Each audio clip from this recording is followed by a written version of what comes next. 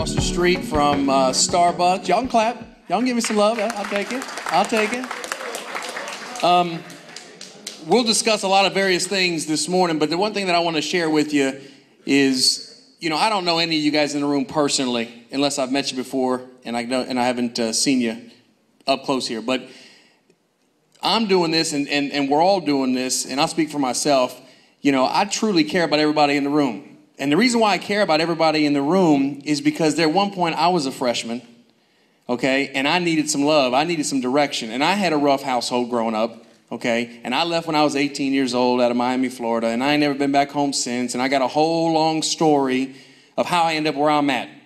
And you guys have the same kind of story that potentially can unfold. So when we're giving to you guys and sharing with you some ideas, I just ask as you're listening, be open-minded. You're going to get out of this, session whatever you choose to get. But understand one thing. When you look at yourself in the mirror every single day, it's just like Charlie said. The only person that you can answer to is yourself. So hopefully we'll give you some good information about how you can grow and better yourself. You're a freshman, so you don't have to worry about figuring out what you're going to do right now. But you just need to start thinking about it. And the one thing that I'll tell you before we get talking about what we do specifically is if you're graduating from high school and you're moving on to something else and your focus is to get a job, you run the risk of being very disappointed. You want to focus on getting a career because a career means something that you truly love. Okay? It could be sports, music. It could be, dance, choreography. It could be, whatever your passion is, whatever you love, whatever you want to do, whatever gets you going and it comes naturally to you. Some of you get in trouble because you like to just fight. Well, to me, I look at that as a great opportunity. Go sign up with some MMA. Get on UFC. Make something of it. Don't get in the street and do something dumb with it. If you're skilled at it and some of you can roll, get yourself in an MMA class. There's many things you can do with some of the stuff that some people say that's not good for you to do, but you can do something with it. You tracking? So take that mindset and understand where we're coming from. Hopefully you guys will get some information, and I'll share with you about the car business. There's a lot to talk about because there's so many different businesses. So we'll get into that when you guys have some questions, or I'll bring some stuff up. We sell about 1,000 cars a year at this dealership, but that's really small, believe it or not. That's not a lot of cars. Most of the dealerships in Milledgeville sell about 500, 600. We sell about 1,000, but there's some stores in Atlanta, some bigger cities, they sell 5,000 cars a year. So there's actually some stores, in South Florida, they sell 1,000 cars a month. So, you'd be shocked how many people buy cars, but it's just based on the market size. You know what? First of all, I'll say this, and then I'll answer your question. Is the requirements to work at a car dealership. Predominantly what people are looking for when they hire somebody, you got to have a high school diploma. That's the bottom line. You barely can get any job without a high school diploma. You got to make sure at this stage that you get to the point where you graduate. Now, specifically for me, and I share this with the other group, I got in the business when I was 20 years old. 5 years away from where you guys are at, 4 or 5 years away from your age now. And I didn't know that I was going to be a car dealer until I got into it. I mean, when I first went to college, I went to college to play football. That was it. I was going to the NFL, and that was the only reason why I even went to college. I didn't care anything else but for the girls in college and play football. That was it. It was the wrong approach. But you have to understand, when I left the house at 18 years old, I never went home since. I didn't have no parental supervision. I left Miami, Florida, and there was a lot of violence and a lot of stuff that went on in my house, similarly probably to some of your house. So when I left, I really didn't have any direction. All I wanted to do was play football. Well, when that dream went out, I ended up dropping out of college. I played 4 years of football, and I dropped out of school because I still had 2 years left because I was slacking. So I started loading trucks in Villa Rica. At Lowe's distribution plant on a graveyard shift, 18 years old, loading trucks, receiving dock, shipping dock, miserable. I was waiting tables during the week, loading trucks during the weekend. I'm thinking to myself, where's my life going? But I knew I wasn't going back home to Florida. So I ended up getting in the car business by some guy asking me, say, hey man, you look like you could sell some cars. Why don't you give the car business a shot? So I said, what do you got to do to sell cars? He said, well, you just got to show up, wear a shirt and tie, you graduated high school, and then somebody will train you, and then we'll just see how good you do. So anyways, there's not much of a requirement. You can really, the car business is a selling business. A selling business is commission-based, whether it's mortgages, real estate, cars, insurance. You can make really, really good money if you work hard and you have the right mindset, you have a good attitude, it's all based on you. So your paycheck is based on how many cars you sell? Absolutely. You don't sell nothing, you don't make nothing. Yeah, it's tough. But here's the thing though. The reality is you know, there's car salespeople. Listen, I'll tell you this. My guys don't make this. Most of the guys that sell cars at my dealership probably make somewhere between $40,000 and $70,000 a year. Real good living. But there's a guy in Atlanta that's been selling cars since he was 28 years old. He's 48 years old right now. This guy makes $500,000 a year selling cars. He works at a Toyota dealership in Atlanta. So you have from one spectrum to the other. Okay, but this guy sells personally nearly 100 cars a month himself. So, but he, you know, a lot of sweat, a lot. You know, he has his wife working for him. He's got his two sons working for him. Someone does the paperwork. Somebody shows the cars. He negotiates the deal. So that's one extreme that most salespeople will never get to.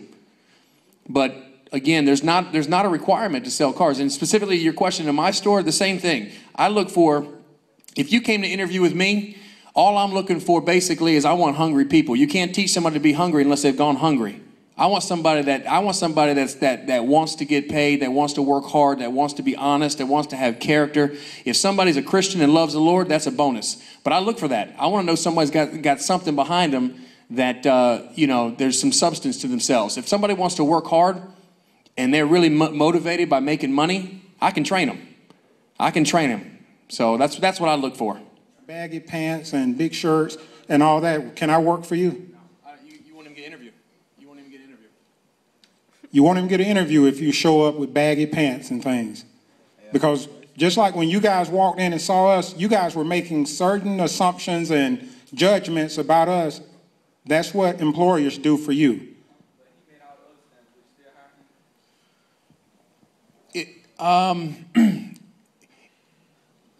I'll tell you what, that person has to be one heck of a salesperson to sell me. I'm not saying I wouldn't, because I think anybody can have a shot.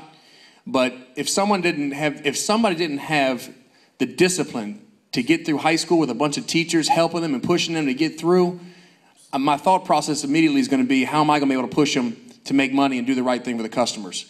I'm not saying it couldn't happen, but it's a long shot. It's a long shot.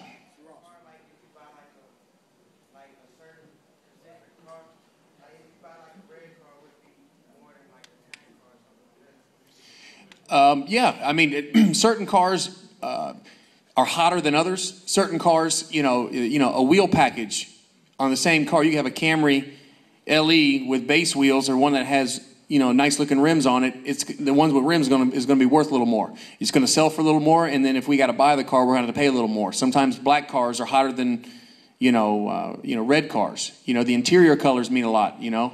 Leather interior and extra equipment. So yeah, the equipment and so forth and colors make a difference.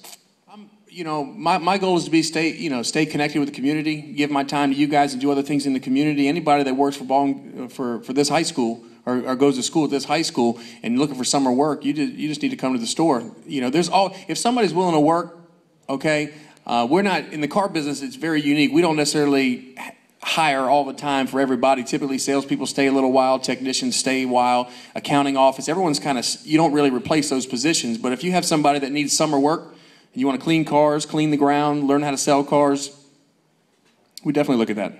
Under a car dealership roof, there's several jobs. There's parts and service, finance department, sales department, accounting department, internet department, business development department, customer relations department.